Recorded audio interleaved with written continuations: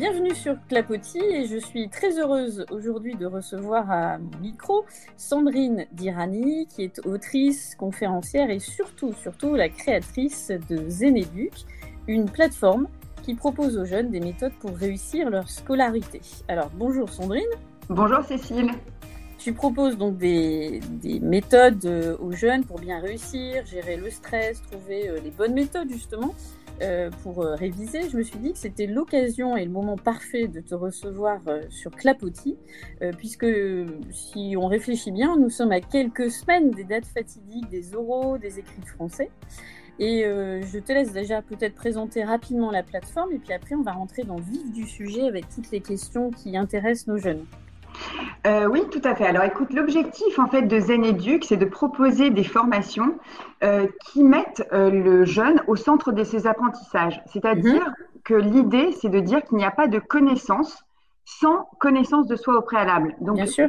La volonté, c'est de créer un cercle vertueux entre connaissance de soi et connaissance tout court. Donc il y a des formations évidemment sur le français, sur les mathématiques, sur toutes les matières fondamentales. L'objectif étant que chacun puisse avoir acquis tous les fondamentaux pour entrer dans la vie active. Parfait. Alors, on se focalise sur les épreuves de français ? Oui, tout à fait. Alors, tu parles dans un livre que j'évoquerai bien sûr à la fin, je donnerai les références aux jeunes. Tu parles dans ton livre, ton meilleur atout, c'est toi, de profil d'apprentissage. Alors déjà, qu'est-ce qu'un profil d'apprentissage et comment les jeunes peuvent mettre à profit justement ce profil pour bien réviser? Alors Cécile, en fait, on dit, de façon en vulgarisant un petit peu, mais on va dire qu'il y a 3 grands profils d'apprentissage. Le premier profil d'apprentissage, c'est les gens qui sont auditifs. Alors en général, si je suis auditif, c'est j'entends, j'apprends. Donc ça, c'est des gens qui ont beaucoup de chance parce que le système scolaire est construit autour de ces gens-là. Donc ils entendent le prof parler et ils arrivent à capter assez d'informations pour connaître grosso modo leur cours le soir et le retenir. Le deuxième profil, c'est des gens qui sont qui sont visuels. Oui, donc là, c'est des gens qui ont besoin de représentation mentale pour apprendre. Donc c'est pas juste la mémoire photographique où tu vois, j'apprends mon cours et je me fais comme des photos du cours et je sais à peu près te dire que telle idée est en haut à droite de ma page. Non, c'est pas seulement ça. C'est vraiment des gens qui sont capables de se créer des représentations mentales pour apprendre. Donc, par exemple, quand tu leur dis cheval, ils ferment les yeux ou ils voient le mot cheval ou bien ils voient un cheval, tu vois. Et le troisième grand profil d'apprentissage, ce sont les kinesthésiques. Donc là, c'est ceux qui sont pas vraiment connus. C'est les gens qui ont besoin de mouvements, d'émotions et de faire des liens émotionnels pour apprendre. Donc, ça va être typiquement, si tu veux, l'élève qui est toujours en train de se balancer en cours ou qui est en train de tourner son stylo à qui on dit il faut pas bouger. Et bien précisément, lui, c'est par le mouvement qu'il apprend. Donc, il a besoin de ce mouvement pour apprendre efficacement. Alors, pourquoi c'est important, si tu veux, d'apprendre ça, de connaître son profil d'apprentissage? Donc, il y a plein de tests pour le faire. Et d'ailleurs, dans le livre dont tu parles, il y a un test où ils pourront voir quel est leur profil prédominant. Mais on parle bien de profil prédominant. C'est-à-dire que c'est le profil avec lequel ils vont encoder le plus facilement le savoir.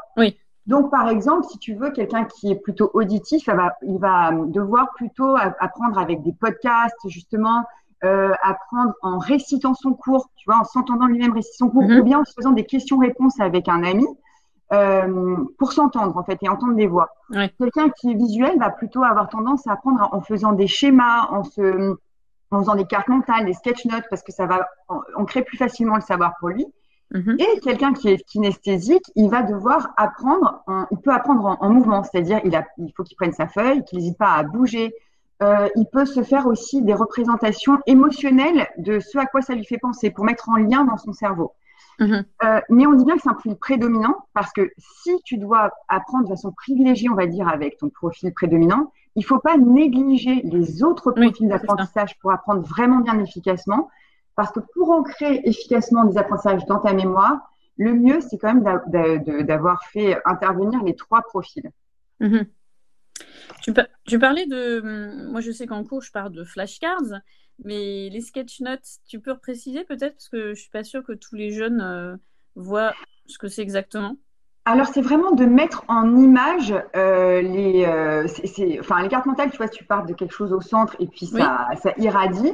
Là, c'est vraiment pas la même chose. C'est-à-dire, tu as une feuille et tu te fais comme des cadrans où tu écris les mots-clés et tu te mets quelques visuels pour apprendre. Donc, tu as les mots-clés, on va dire, de la page, et tu as des visuels qui font que c'est beaucoup plus facile et intuitif de les apprendre rien qu'en regardant. Tu te rappelles tout de suite de la page ou de la leçon. Voilà, ça va déclencher quelque chose après dans ta mémoire. D'accord. Exactement, exactement. Mais tout ça, c'est des outils visuels, si tu veux, pour apprendre plus efficacement. Oui, voilà, c'est ça.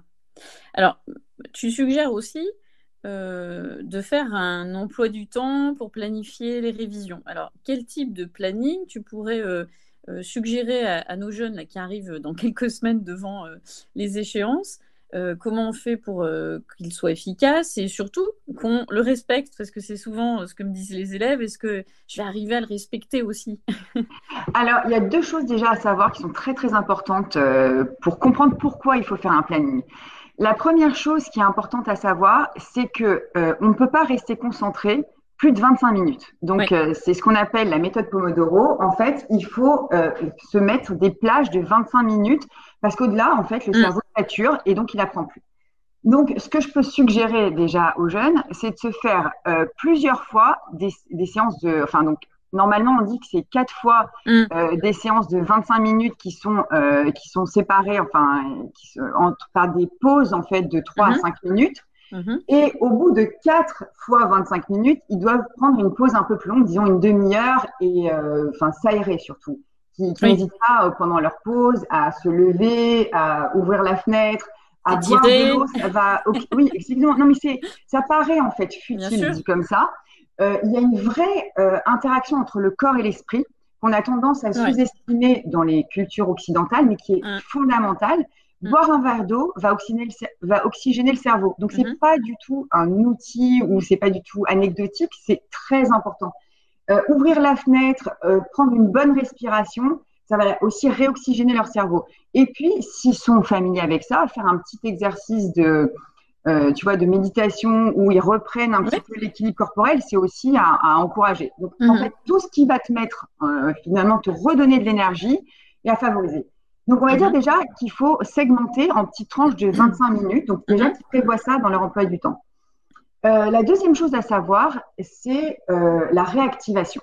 En gros, pour vraiment connaître, avoir mémorisé un apprentissage, normalement, on dit qu'il faut 5 réactivations. C'est ce qu'on appelle la courbe de l'oubli. David House, en fait, tu apprends, on te dit quelque chose, tu l'apprends, et en fait, le soir même, il te reste à peu près 20% de tes apprentissages, c'est-à-dire presque rien.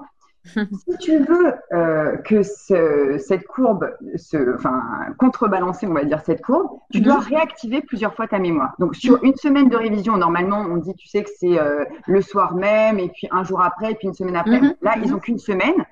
Donc, peut-être se prévoir une journée d'apprentissage, le lendemain où ils réactivent, et après, en fait, en peau de chagrin, ils voient que ce qui manque. Donc, tous les jours, ils réactivent, mais juste sur les petites informations qu'ils n'avaient pas vraiment enregistrées dans leur cerveau. Donc, ça, c'est la deuxième chose importante à savoir. La troisième chose importante à savoir, c'est que si tu veux t'en servir de ton emploi du temps et que tu mets que des contraintes, eh ben forcément, c'est pas très, très motivant. Donc, quand ils vont faire leur planning, moi, ce que je suggère toujours aux jeunes, c'est de mettre évidemment les plages de révision qui sont essentielles. Donc, disons, je sais pas, tu vois, ils veulent réviser telle leçon de français le lundi. On a dit réactiver rapidement. Donc, c'est une révision de 5-10 minutes le lendemain. C'est pas très long. La même leçon, mais qui prévoit aussi, en fait, dans leur emploi du temps, des plages où ils vont faire des activités qui leur font du bien. Alors, quand on dit que les apprentissages sont basés sur la connaissance de soi, tu as 2 grands types de personnes. Tu as les gens qui ont dit introvertis et les gens qui ont dit extravertis. Et on va sortir de ce qu'on pense, de ce que toi, moi, on pense de ces mots-là, parce que c'est pas du tout ça. Quelqu'un d'introverti, c'est quelqu'un qui va se ressourcer en lui-même. Donc, il va retrouver de l'énergie en étant centré sur lui-même. Donc, c'est la personne qui va, disons, écouter de la musique ou qui va faire une méditation ou qui va avoir des moments de silence. Quelqu'un d'extraverti, c'est plutôt quelqu'un qui va se ressourcer en l'autre.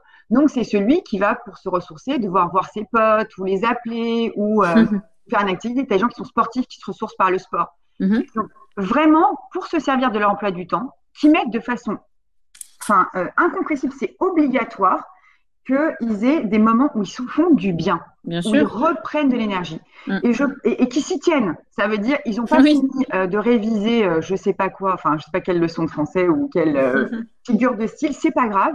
Ils marquent une pause, ils se ressourcent, ils se font du bien et ils peuvent reprendre leurs apprentissages. Je pense que s'ils apprennent vraiment à mixer tout ça, ils auront beaucoup plus de facilité à se servir de leur planning. Dernière chose, ne pas hésiter à mettre des minuteurs. Oui. Sinon, on se laisse déborder par le temps et puis on se dit que c'est pas grave, c'est pas grave. Et en fait, si, il faut se tenir. On a un rythme, on se met un minuteur, 25 minutes. Je me suis fixé un objectif, je le tiens. Je passe au truc d'après quand ça sonne. Enfin, je passe à ma pause et je respecte mon temps de pause. Je reprends mes 25 minutes. Ça, je pense que c'est vraiment essentiel pour bien apprendre. Dernière chose, parce qu'en parlant, je me suis rendu compte que j'avais oublié quelque chose qui pouvait être assez important. Oui. Par slot de 25 minutes, se fixer des objectifs. On ne se lance pas dans 25 minutes de révision sans savoir ce qu'on va faire. Oui. Donc, au début de la semaine, là, enfin, ils se mettent un planning où ils segmentent en fait tout ce qu'ils ont à faire et ils disent voilà, moi pour tout avoir fini, il faut que je fasse, donc ils vont partager leurs apprentissages, bien segmenter leurs apprentissages pour que tout puisse tenir dans la semaine de révision. Et à chaque slot de 25 minutes, ils se mettent un objectif qu'on appelle les objectifs SMART. Donc, tu as déjà dû en entendre parler. Oui. Un objectif SMART, il est spécifique. Ça veut dire je vais apprendre telle leçon, ou je vais réviser telle figure de style, ou je vais réviser tel bouquin. Donc, ça, c'est une première chose. Il doit être mesurable. Donc, on doit pouvoir savoir à la fin si vraiment on a progressé dans ces 25 minutes. Il doit être ambitieux. Ça veut dire qu'on ne va pas dire je vais voir juste une seule figure de style en 25 minutes. C'est un petit peu short, on va dire. Mais en même temps, il doit être réaliste. Parce que si tu te mets des objectifs, tu vois que tu as une montagne à gravir, bon, bah, tu vas directement te démotiver. Tu vois les 25 minutes, tu te dis oulala, il y a tout ça à faire. Et tu vas dire non, non, je ne vais pas y arriver. Donc, il faut quand même se donner des choses réalistes. Et le thé, tu dois m'aider parce que là, bien sûr, ça me sort. Il doit être mesurable dans le temps. Voilà. C'est ça, je sais que j'ai dit le temps. Et la voilà. temporalité. Et donc ça va bien puisqu'on a justement la méthode Pomodoro avec les 25 minutes. Donc voilà, ça serait mes conseils pour un planning qui va être efficace et qui va être surtout suivi. Voilà. Donc retenez bien SMART. D'ailleurs, tu me donnes une idée. J'aurais dû y penser avant. Je vais mettre ça dans ma salle de classe, tu vois, avec l'objectif SMART. Oui, ça aide beaucoup les jeunes, tu vois, de partir avec quelque chose de concret. Ouais. Et puis alors, là, j'ai envie d'aborder quelque chose qui est important à mon avis, parce que parfois on entend, tu sais, dans l'année, et puis quand il y a les échéances de bac blanc, on entend les élèves dire « je comprends pas, déçu par une note, hein, je comprends pas, je connaissais tout le cours par cœur, et devant la copie, alors où j'ai tout oublié, ou autre cas de figure, je pense au français en particulier, et notamment à la dissertation littéraire, tu as le cas de figure de l'élève qui avait vraiment... appris toutes les notions du cours, tu vois, par exemple parce que maintenant ils ont des œuvres intégrales, ils savaient tout sur Rabelais, tout ce qu'il fallait, et puis face aux sujets de dissertation, qui sont parfois, ces sujets sont complexes, hein, l'élève est perdu, il n'arrive pas à structurer sa pensée, à construire un raisonnement, et là, qu'est-ce que tu peux leur donner justement comme conseil pour éviter ça, ou du moins gérer cette partie-là de l'épreuve? Alors, pour répondre à ta question, je vais revenir sur quelque chose de fondamental à bien comprendre, c'est que apprendre, c'est pas comprendre, c'est pas mémoriser, c'est pas analyser. Il y a 5 étapes dans le processus d'apprentissage. La première étape, c'est de porter son attention. La deuxième étape, c'est de comprendre. La troisième, c'est de mémoriser. La quatrième, c'est d'analyser, de réfléchir. Et la cinquième, c'est d'extrapoler. Pour répondre à ta question, je vais me focaliser sur deux de ces étapes. La première, c'est que très souvent, les jeunes comprennent et donc ils disent « Ah, c'est bon, j'ai appris ». Tout à fait. En fait, quand tu comprends, ça veut dire, en gros, ça prend exactement, pour le cerveau humain, ça prend une fraction de seconde. Il y a la seconde avant où tu n'avais pas compris et la seconde après où tu as compris.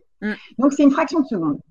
C'est essentiel, effectivement, de comprendre pour pouvoir bien apprendre, mais en revanche, ce n'est pas suffisant parce que ça veut dire que l'apprentissage, tu l'as dans ta mémoire à court terme. Oui. Donc, tu as l'illusion de savoir, puisque tu es encore face à tes notes, tu es encore, tu vois, et donc tu vérifies, tu dis, ah oui, ça je sais, ça je sais, ça je sais. Ouais. Mais en fait, ce n'est qu'une illusion parce que quand une semaine plus tard, tu te retrouves face à ta feuille d'examen, eh ben, tu te rends compte que tu as tout oublié parce que tu n'as pas fait l'effort de passer à l'étape suivante, qui est l'étape de la mémorisation. Donc, c'est ce que je te disais tout à l'heure sur le fait de réactiver plusieurs fois sa mémoire et de vérifier que, en dehors de tes notes, mais si tu caches tes notes, en fait, tu as bien ancré le savoir dans ta mémoire. Eh bien, et du coup, ils n'ont pas réactivé plusieurs fois leur mémoire et donc face à l'examen, ils ne savent plus rien parce qu'ils ne sont pas passés par la phase mémorisation.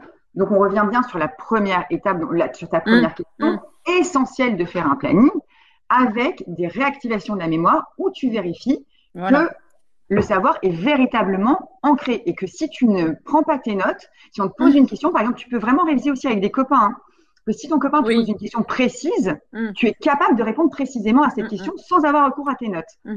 Donc ça, c'est la première chose.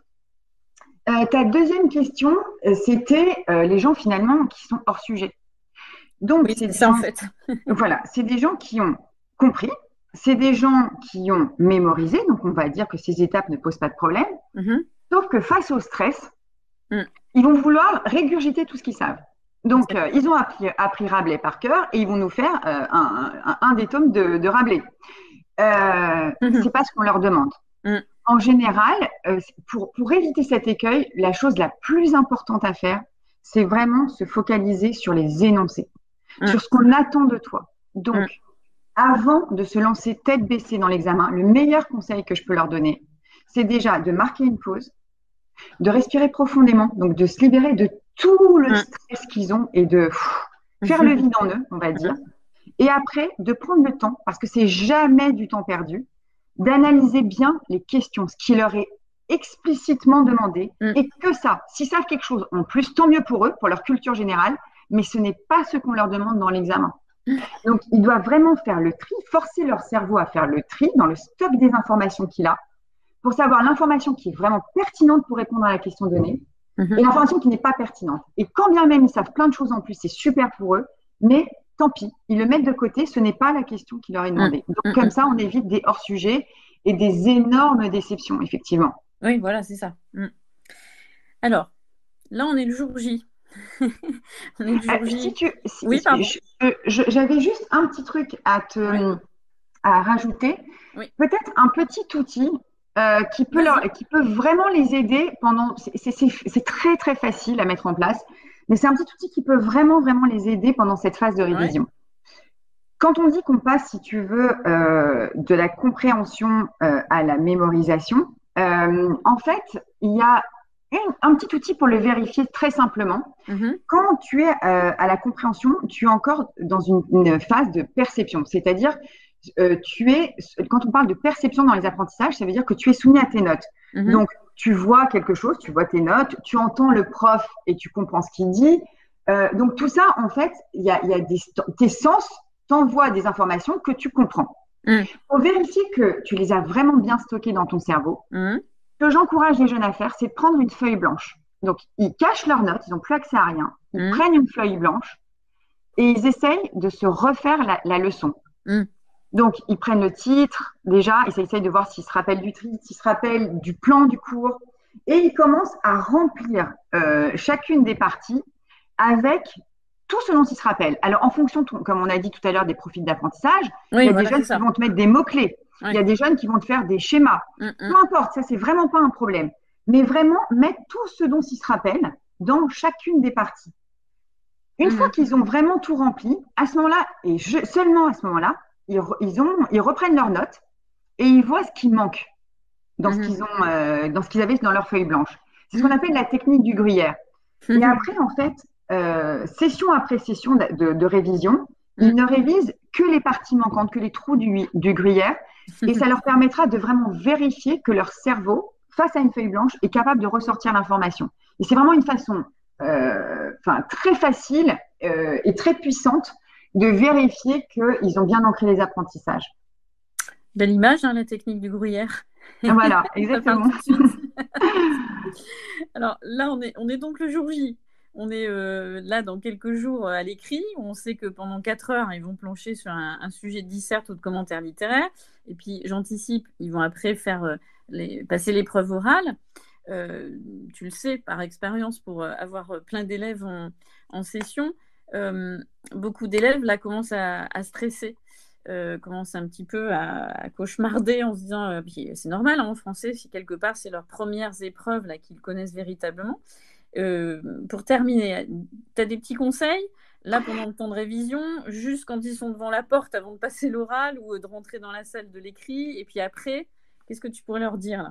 Alors, pendant la période de révision, où ils ont encore un petit peu de temps, on va dire, devant eux, surtout de ne pas négliger leur corps. C'est ce que je te disais tout à l'heure, et tu vois, le livre que j'avais écrit, c'est vraiment ça, c'est-à-dire, c'est de dire, prenons un jeune dans son intégralité. Un jeune, c'est un cœur, c'est un corps et c'est un cerveau. C'est pas qu'un cerveau, et même en situation d'examen, on n'est pas qu'un cerveau.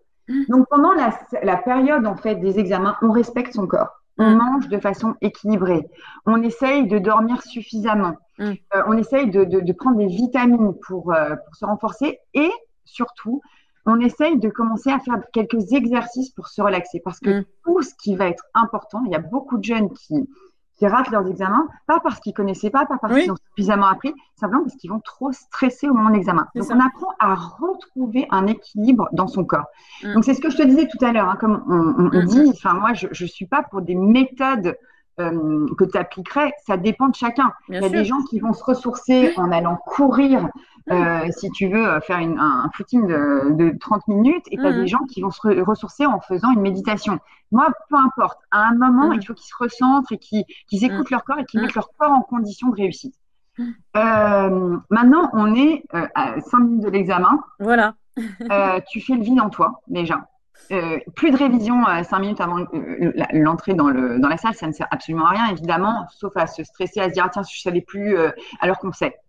Donc, on fait le vide en soi et j'encourage 2, 3 vraies respirations, c'est-à-dire une inspiration profonde, une expiration profonde 3 fois. On marque une pause et là, on se lance dans son épreuve. Et encore une fois, prendre le temps de comprendre n'est jamais une perte de temps. C'est un gain de temps. Attention de ne pas se lancer tête baissée dans quelque chose qui n'est pas ce qu'on vous demande. Donc, vraiment prendre le temps en amont de bien comprendre ce qu'on attend de soi. Et pour ceux qui ont un problème avec la gestion du temps aussi, peut-être avoir une montre, tu vois, pour un timer pour vérifier qu'ils sont dans les temps pour pas s'angoisser. Donc, s'accorder un temps, tu vois, pour réfléchir et faire leur plan, ou tu vois, un temps de brouillon, et après un temps où ils se lancent.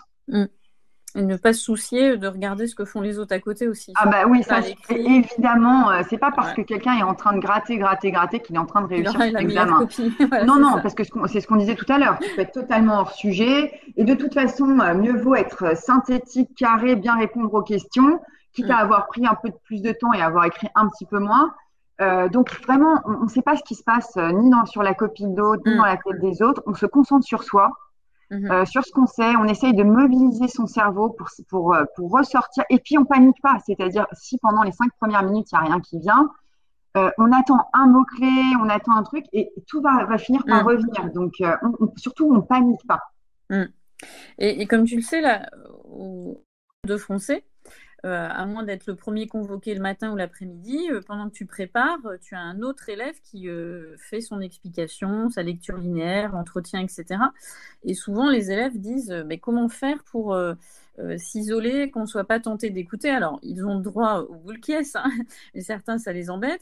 Est-ce que tu as des petites techniques pour justement qui vraiment arrivent à s'isoler et se dire je suis dans mon cocon de préparation, j'essaie de ne pas être parasité par tout ce qui est les remarques du professeur, celui qui passe.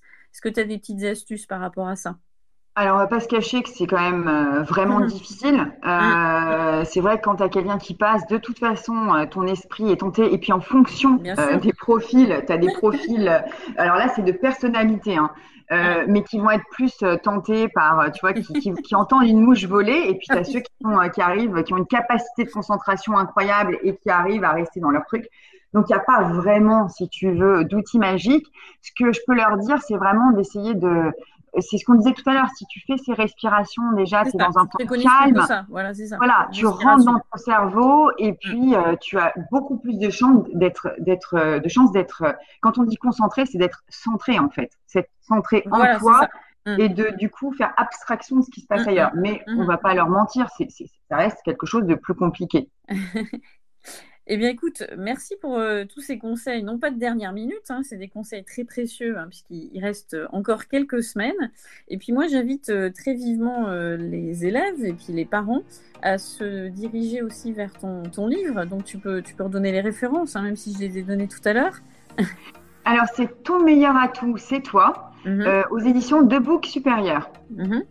Donc, 9 étapes pour mieux se connaître et réussir ses études, c'est ça?